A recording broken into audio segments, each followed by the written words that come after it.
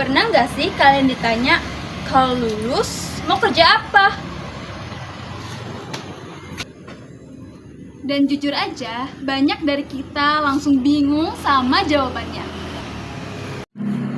Ada yang memilih jurusan karena ikut teman, ada yang kerja karena keinginan orang tua, dan bahkan ada juga loh yang ikut kerja karena sedang tren.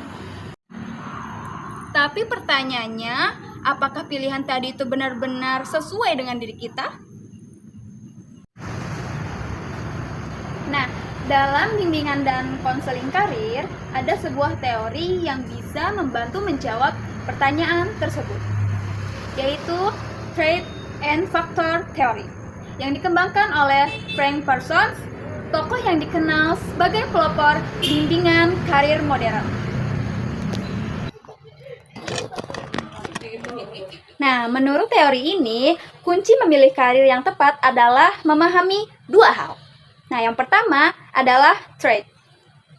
Trait adalah segala karakteristik yang ada di dalam diri kita, seperti minat, bakat, kemampuan, keterampilan, nilai hidup, dan kepribadian. Nah, misalnya, ada orang yang suka berbicara di depan umum, mudah bergaul, dan senang membantu orang lain. Sementara, ada juga yang lebih suka menganalisis data, bekerja secara detail, dan menikmati pekerjaan yang membutuhkan ketelitian. Nah, keduanya sama-sama hebat, hanya saja memilih karakteristik yang berbeda.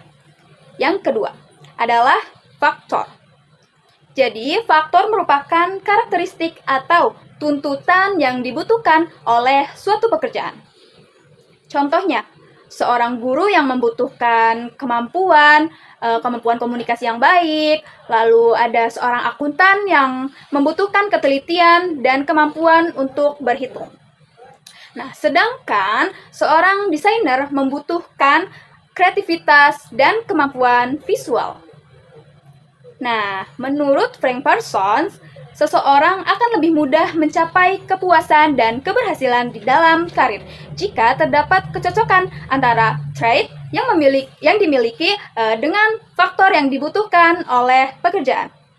Jadi, bukan sekedar pekerjaan itu keren atau gajinya yang besar, tetapi apakah pekerjaan tersebut sesuai dengan potensi yang kita miliki. Frank Parsons juga menjelaskan 3 hal penting dalam menentukan karir. Nah, yang pertama, kenali diri sendiri. Cari tahu apa minatmu, apa bakatmu, apa kelebihan dan kekuranganmu. Kedua, pelajari dunia kerja. Nah, cari informasi sebanyak mungkin mengenai profesi yang ingin kamu tekuni. Ketiga, cocokkan keduanya. Lihat apakah kemampuan yang kamu miliki sesuai dengan tuntutan pekerjaan tersebut. Nah, contoh dalam kehidupan sehari-harinya yaitu misalnya seorang siswa yang sangat menyukai matematika, senang memecahkan masalah, dan teliti dalam bekerja. Maka kemungkinan besar ia akan lebih cocok pada bidang seperti akuntansi, teknik, atau analisis data.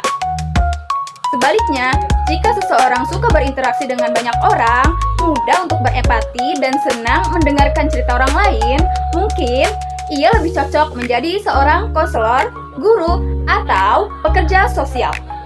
Karena itulah, mengenal diri sendiri menjadi langkah awal yang sangat penting dalam merencanakan masa depan. Meski begitu, teori ini juga memiliki kelemahan. Terkadang seseorang bisa terlalu bergantung pada hasil tes atau saran konselor, sehingga kurang aktif untuk mengeksplorasi diri sendiri. Oleh karena itu, teori ini sebaiknya digunakan sebagai panduan, bukan sebagai penentu yang mutlak. Karena pada akhirnya yang paling memahami dirimu sendiri adalah dirimu sendiri. Jadi, sebelum menentukan karir, jangan hanya bertanya, pekerjaan apa ya yang sedang populer? Tapi tanyakan juga, apa yang menjadi kekuatan di dalam diriku? Dan pekerjaan apa yang bisa membuat potensiku berkembang? Karena karir yang tepat bukanlah tentang mengikuti jalan orang lain, melainkan menentukan jalan yang paling sesuai dengan dirimu sendiri. Nah, kenali dirimu, pahami dirimu, pahami pilihanmu, dan bangun masa depan. Mungkin itu saja yang dapat saya sampaikan. Cukup sekian. Wassalamualaikum warahmatullahi wabarakatuh.